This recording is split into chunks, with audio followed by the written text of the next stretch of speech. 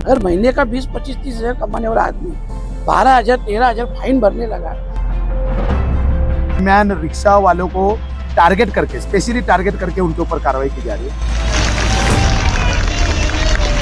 ACP साहब को, DCP साहब को फोन लगाने वाला हो। जिस ढंग से कार्रवाई होनी चाहिए उस ढंग से नहीं हो रही है।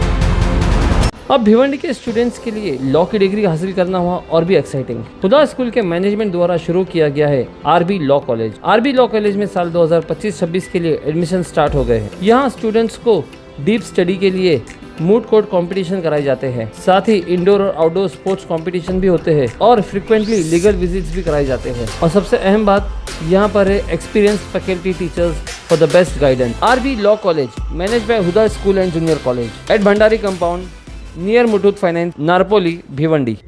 जो आंदोलन चल रहा है वो आंदोलन में बहुत से रिक्शा चालकों ने मेरे को दिखाया, उनको जो फाइन लगाया है वो फाइन 11,000, 12,000, 13,000 ऐसा फाइन लगाया। अच्छा, जिसके पास परमिट है, लाइसेंस है, उसको भी ये फाइन लगाया।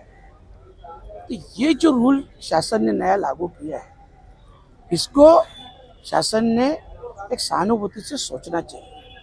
एक तो सरकार के पास रोजगार नहीं है, आप देख रहे हो आज हमारे युवा युवती कितने बेरोजगार घूम रहे हैं। एक तो रोजगार नहीं है, उसमें भी जब गरीब, हमारे देखो रिक्शा कौन चलाता है, गरीब घर के ही लड़के चलाते हैं।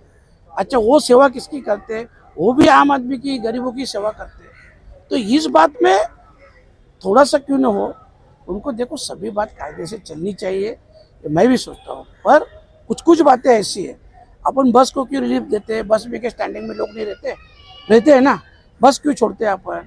क्योंकि वो शासन की है, उसको फायदा होना चाहिए, ये हो। तो उसी तरह से अपन उसी नज़र से आप रिक्शे वालों को देखेंगे, रिक्शा या रिक्शा वाला एक सरकार का ही पार्ट है ना, तो रिक्शा वाला अलग पार्ट है क्या? तो वो नज़र से देखना पड़ेगा और उनके बारे में सोचना पड़ेगा। नहीं तो कल जाके ऐसी स्थिति आएगी कि उनका घर परिवार, उनके बच्चे पढ़ाई लिखाई कैसे करेंगे? अगर महीने का 20-25-30 हज़ार कमाने वाला आदमी 12,000, 13,000 फाइन भरने लगा, उसका घर कैसे चलेगा? तो इसके लिए ये बात पे पहले मेरे को डिस्कस करने दो। फ्राइडे को सभी जितने भी ट्रैफिक के प्रमुख जो ऑफिसर है उनसे मीटिंग रखता हूँ, और नेक्स्ट वीक में मंत्रालय में इसी के परिवहन मिनिस्ट्री जो है प्रताप सरनाईक साहब, उनसे भी मीटिंग रखा जाएगा। भिवंडी में पार्किंग की समस्या देखी जा सकती है। नहीं, देखो पार्किंग की समस्या तो है भिवंडी में, पर हर एक समस्या का हल तो निकलेगा ना। सोचना तो चाहिए ना भिवंडी में कि जॉब नहीं किया।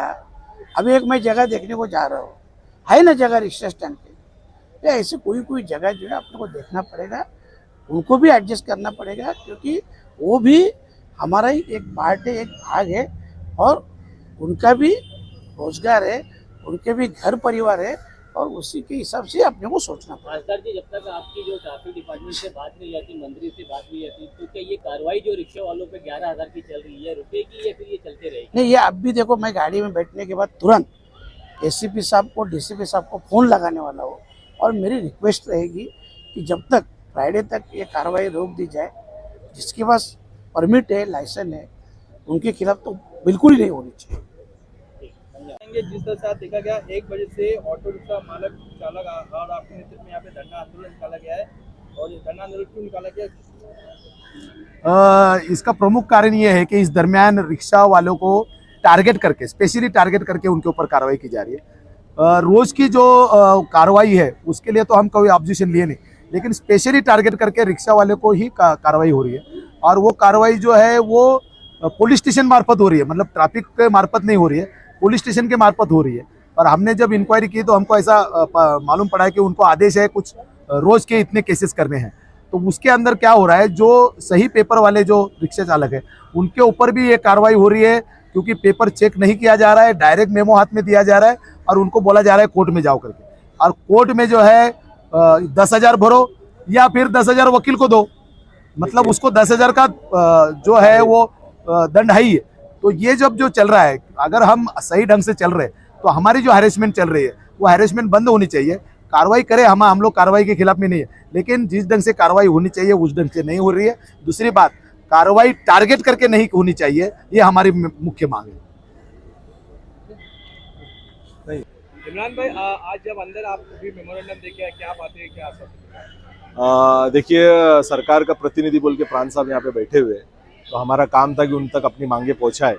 तो मेमोरेंडम के अंदर जैसे प्रमुख 4 मांगे रखी गई थी, कामले साहब ने स्टेज से भी बताया, और वो प्रमुख 4 मांगे लेकर प्राण साहब को हम लोगों ने, सानप साहब को ये मेमोरेंडम दिया है रिक्शा चालक मालक महासंघ की तरफ से, और उन्होंने आश्वासित किया है कि ये मेमोरेंडम को हम आगे तक सरकार तक इसको पहुँचाएंगे और जो आपका मसला है उसको हल करने का काम करेंगे, कोशिश करेंगे, ये उन्होंने आश्वासन दिया है। कुछ टाइम बताया कितने दिनों तक हो जाएगा? नहीं, टाइम तो सरकार कभी बताती नहीं है ना, टाइम बताती तो फिर क्या बात है, टाइम लिमिट नहीं है। इसीलिए हम लोगों ने, जैसे खासदार बाला मोहम्मद साहब ने कहा कि फ्राइडे के दिन डीसीपी की और सारे अधिकारियों के साथ में भिवंडी के जितने भी महासंघ से रिलेटेड जितनी भी संस्थाएं हैं उनकी मीटिंग की जाएगी, उनके प्रतिनिधियों से मीटिंग की जाएगी, उनके सामने ये मांग रखी जाएगी।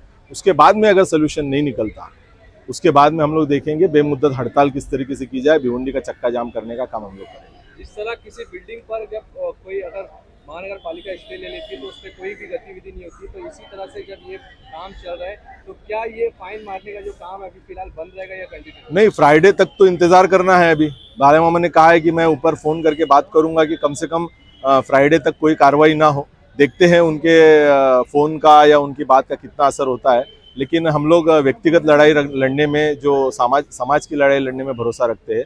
कामले साहब के नेतृत्व में इससे बड़ा आंदोलन यहाँ पर आप खड़ा हुआ देखेंगे अगर से हमारी मांगे पूरी। तो इससे पहले भी भिवंडी शहर की जो ट्रैफिक पुलिस है, एसीपी, और भिवंडी शहर की एसीपी है ईस्ट की, उनसे मुलाकात हुई कामले सर से, गिरीश सर से, कि ये जो फाइन मारा जा रहा है उसको रोका जाए। उन लोगों ने आश्वासन दिया कि जो लीगल रहेगा हम नहीं लेंगे। उसके बाद भी भिवंडी शहर के कई ऐसे कोनों पर जो ट्रैफिक पुलिस ना होते हुए भी जो हवलदार है, कांस्टेबल है, उन्होंने कई सारे रिक्शे जो खाकी वाले हैं उन्होंने फाइन मारा, तो उसके खिलाफ क्या आप कुछ बात हुई उसके बाद में, या फिर ये इसी तरीके से लोगों के ऊपर फाइन चलते रहेगी और आप आंदोलन करते रहेंगे? देखिए, एक तो तरीका होता है प्यार से बात कोई मान जाए तो मनवा लेंगे, तो पहले तो प्यार से समझाया, अभी प्यार से नहीं समझे तो आंदोलन करना पड़ा।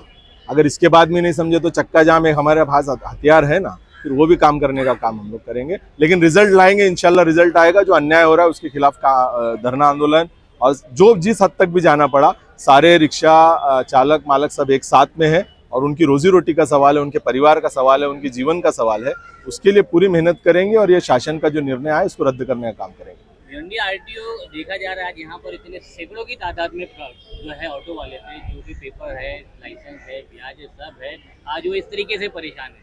और जो नल्ला गाड़ी इसे कहा जाता है, विदाउट परमिट, विदाउट, और जो माइनर बच्चे जो सुबह सुबह जो स्कूल के टाइम पे जो चलाते हैं रिक्शा, उनके ऊपर कोई कार्रवाई नहीं करते, क्या उसके खिलाफ कभी आप लोगों ने बातचीत की? देखिए, ये सवाल तो होना चाहिए आपका उन अधिकारियों से जो ये ऐसी कार्रवाई नहीं कर रहे। कुछ लेन देन है, साटा लोटा है, क्या है कुछ समझ में नहीं आ रहा है, लेकिन कुछ तो भी दाल में काला है। हमारा बोलना यही है कि जो गैर कानूनी तरीके से लोग गाड़ी चला रहे हैं, विदाउट परमिट चला रहे हैं, या जो कानून का उल्लंघन कर रहे हैं, आप उन पर बेशक कार्रवाई कीजिए, उसके विरोध में कोई भी नहीं है यहाँ पर जिनके पास परमिट है, जो बैच लेके चल रहे हैं, जो ड्रेस में चल रहे हैं, उनके ऊपर जो आप कार्रवाई कर रहे हो, जैसे कामले साहब ने कहा 10,000 का फाइन है, आप कोर्ट में जाके साबित करो, कोर्ट में जाने के बाद में वकील को 10,000 देना ही है, मतलब किसी भी तरीके से उसको 10,000 भरना है, तो ये जो अन्याय हो रहा है ना, ये बंद होना चाहिए।